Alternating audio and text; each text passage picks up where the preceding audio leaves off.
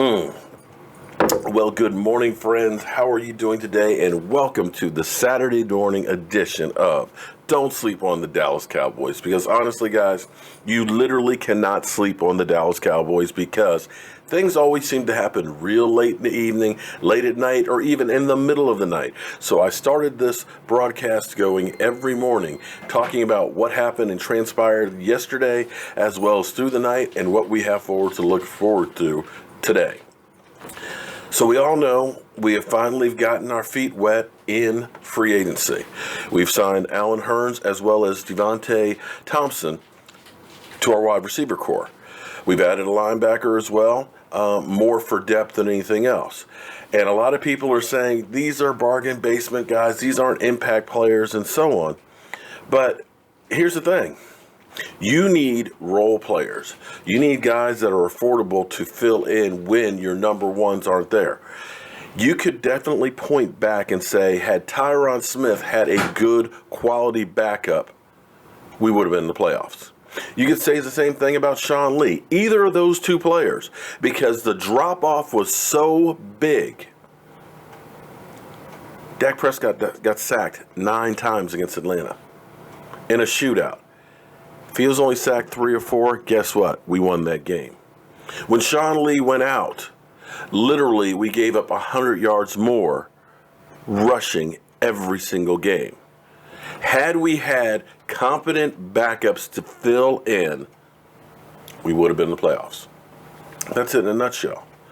So when you start looking at the guys that we're bringing in, some of them may be a little better, some of them may be an even trade, but they're guys you're going to need. And remember, we have 10 draft picks at the moment at the draft.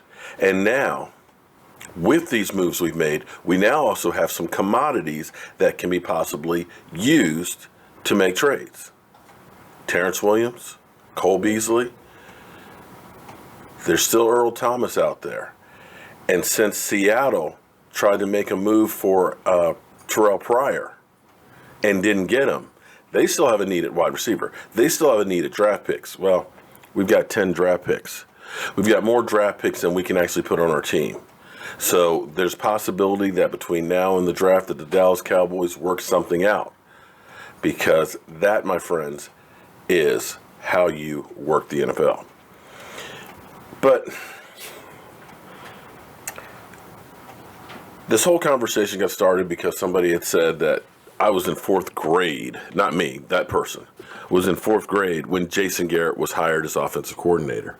And I started realizing that that's been a long time, a very long time. In that time, we've seen the Giants go to 2 Super Bowls. We've seen the Eagles go to 1. They've all won those. We've seen teams that have passed us by, and I dare say our trophies are getting a little dusty.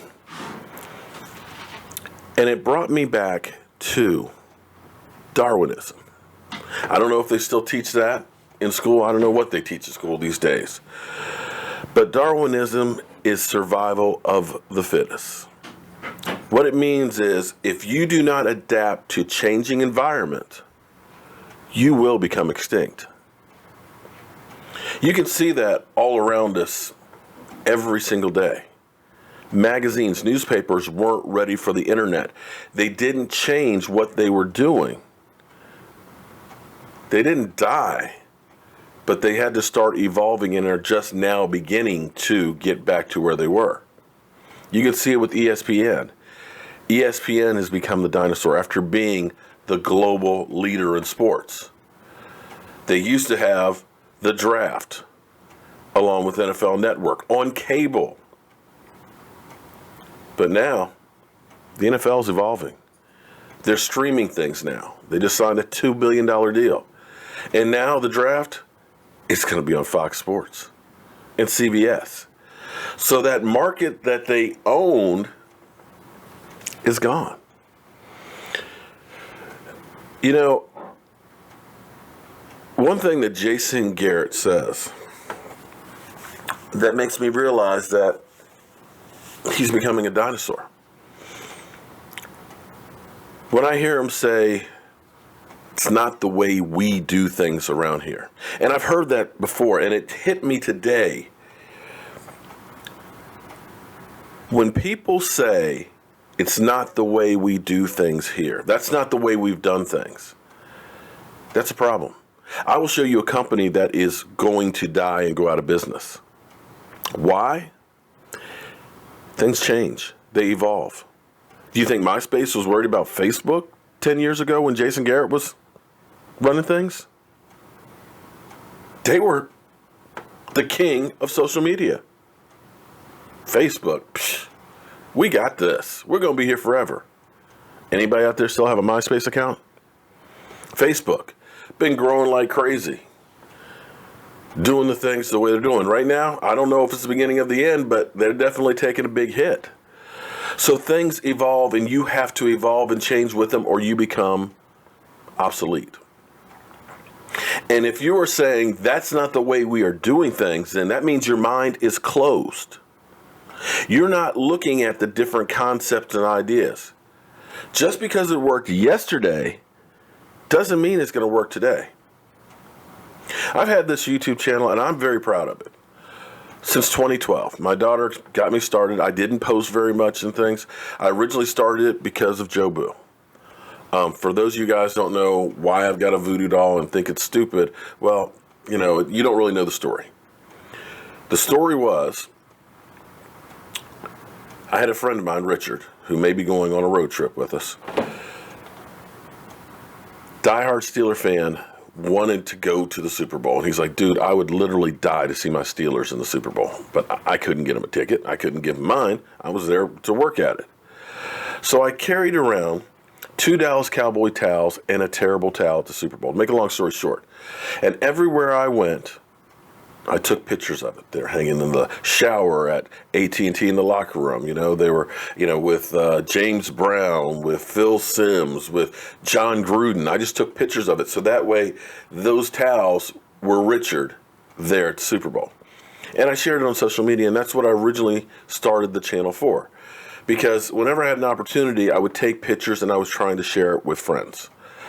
Channel never really did much. Most of the videos that I would do, which would be like Jobu Reports, would get 25, 50 views and things. Most of the stuff I did was on Facebook, which did great. I had like 5,000 subscribers, I'd get 5,000, 10,000, views on stuff that I did on it. But this channel didn't really take off till 2016. At 2016, before the season, I think I had 300 subscribers. But I started changing what I was doing. I was evolving, I was one of the first people, or the early people, that were live streaming. Now, Shango, of course, he always live streamed during the games and stuff. But because I was part of the Benet Emery show on Monday nights, where I had a 10-minute section, I started live streaming at 9 o'clock, talking to all, you guys out there. And then I'd go through, do my segment in there while I was live streaming. So I was actually doing 2 broadcasts at one. And that kind of grew. I evolved from being just a guy that shared a couple of these videos to changing what I was doing. And any of you guys that have been here since 2016, you know how much this whole thing has evolved. From me sitting in a Dallas Cowboy lawn chair in front of my TV to building the set. Because you can get satisfied with a little bit of success. But the problem is everybody else is going to copy what you did. They're going to pick it apart. They're going to come after you like vultures to take you down, to learn what you did and figure out how to do it better. So you will constantly see me trying different things, evolving, trying to get better. This set right here, it's great. The fact that I can have Jason Garrett up here on the screen right now is incredible. The fact that I can set somebody else right here, and do a show live is great. The fact that I can run 2 computers and a soundboard, I can take calls, all that's great. But guess what? I guarantee you, very soon, I won't be the only one that's doing that. Others will be doing the exact same thing, and they'll be doing it better. So that means you've got to get ahead of the curve. You have to be the one that's innovative. You have to start the trends. And what we hear from Jason Garrett is, we're looking for my kind of guys. It's not the way we do things. Well, guess what, buddy? In the 10 years that you have been here, We've had a couple of winning seasons. We finally now have our first 2 back-to-back winning.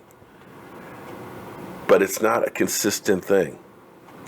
You can look at the team and say, you lose a player or 2, your season is screwed. You have to evolve and understand, I've got to do better than that. That's the problem I have to address. I've got to evolve what I'm doing. If it's my philosophy is not working, then I've got to get another one. And I'm hoping that Jason Garrett feels some pressure. At least we won't be hearing all season this year that last year he was coach of the year. Because when anybody talked about putting pressure, he was coach of the year last year. Well, you had surprise people. Your team had to evolve. When you look at the success that Jason Garrett has had, it's usually because of evolution. We had 8-8, 8-8, 8-8. Started the season with an injured Tony Romo coming back against San Francisco.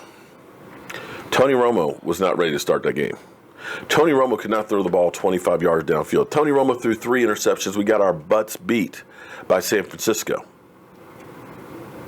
They knew we can't do things the way we've been doing them.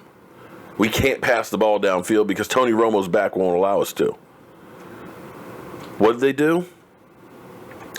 They started running the ball. That was the evolution and change, and all of a sudden, boom, you're the number 1 seed in the NFL. Before that time, the only other 1,000-yard rusher, I believe, was Julius Jones since Emmitt Smith. All of a sudden now, boom, DeMarco Murray, 1,800 yards. The team was on fire. The team played so much better because Tony Romo wasn't predictable. We had a balanced offense, 50-50. You didn't know if we were going to run the ball down your throat or if we were going to throw it downfield. And that was why Des Bryant flourished. It was balanced. It was different than what you did the year before. Evolution. 2016. Same scenario. All of a sudden, Tony Romo is gone. Dak Prescott. Nobody knew jack about Dak Prescott. Nobody knew anything about how Zeke Elliott was going to run. You came out, boom. Dak Prescott could roll out and was deadly on the run. Bam. That's not normally how the Cowboys run the offense. It's different. The problem was, 2017, you didn't evolve. You didn't change. You kept everything the same. But you had deficits. You lost 2 of your offensive linemen. You had Zeke Elliott's head not there because it's going to be, am I going to be suspended? Oh, I'm playing this week. You had all these other things, and you didn't evolve. Now, my hope and my prayer for Jason Garrett is that you realize when you've had success with this team, it's because you evolved and you changed up. Your mind was open to different ideas. It wasn't, that's the way we do things. Well, buddy, the way you've been doing things hasn't gotten a shit. So forget, throw that crap out the window. You've got to become unpredictable and evolve. And that's it in a nutshell. That's why other teams will pop up with a change of coaching, because they become unpredictable. You had the same team with the Rams that was 4-12 with a statesman coach who was respected. Fire him, take the same team and make the playoffs. They evolved. And Jason Garrett, that's my hope for you, that you learn some Darwinism. I'm Mark Holmes. This is CowboyJobu. Thank everybody for being here for the live stream last night, man. It was fantastic. It's growing every week and stuff. We get great comments. We even get some ones that aren't so great as well, but we welcome all of them because, hey, it's a free society. Anybody's allowed to say what they want within reason. I will see you guys with any news on the Dallas Cowboys, but I'm betting that this weekend they're just going to kind of catch their breath a little bit. We won't see much. But we will see you definitely on Monday night. I'm Mark Holmes. This is CowboyJobu. Hello, friends. CowboyJobu here with an unsolicited opinion on the Jobu wings. You were saying about the wings? The wings are the best I've ever had. Hands down. Awesome. Okay, well, we've been passing out our recipe. If you actually look on our YouTube channel, we have all the recipes for all this stuff on here. With the women, with the ladies. You know that. Okay, slide in a little bit here. Okay, all right, so on 3. Okay, get in there, man. Okay, we're gonna do How About Them Cowboys. Okay, all right, everybody, on 3, How About Them Cowboys. 1, 2, 3. How about them Cowboys?